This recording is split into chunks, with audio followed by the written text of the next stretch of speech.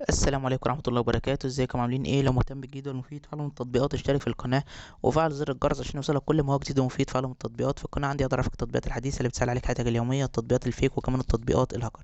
النهارده ان شاء الله مع شرح تطبيق جديد هو اسمه حجاب بوتيك. التطبيق ده مساحته 14 ميجا، محمله اكتر من 5000 شخص. طبعا التطبيق ده لسه جديد، هو خاص ببراند اسمه براند حجاب. البراند ده متخصص في الملابس المحجبات. طبعا البراند ده ليه 4 فروع في جمهورية مصر. من خلال التطبيق ده تقدري، يعني هو التطبيق ده مخصص للنساء. تقدري من خلال التطبيق ده ان انت تشوفي الكوليكشنات الجديدة، العروض، الاسعار، تعرفي الحاجة اللي انت بتدوري عليها موجودة ولا لا. وده عن طبعا ان انت تروحي الفرع نفسه وتدوري، وفي الاخر تلاقي الحاجات اللي انت بتدوري عليها او الحاجة اللي انت نازلها مخصوص مش موجودة.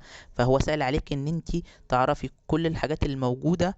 هما طبعا بيعملوا تحديث للتطبيق اول باول، يعني كل ما بيجيبوا بضاعة او شغل جديد بينزلوه على طول على التطبيق، علشان يوفروا على الناس ان هم ما تروحش مشوار على الفاضي.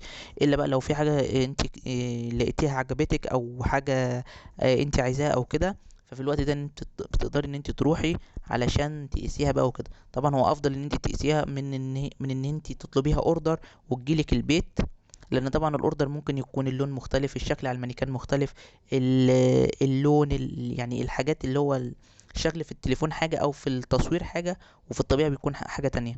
فالافضل ان انتوا تروحوا المقر افضل بتاع المحل او المعرض، علشان لو الحاجة بعد ما قستوها ما عجبتكمش او ما كانتش في اللي هي في دماغكم او اللي انتوا حسيتوا ان هي دي الحاجة اللي انتوا عايزينها، فالافضل ان انتوا تروحوا هناك احسن.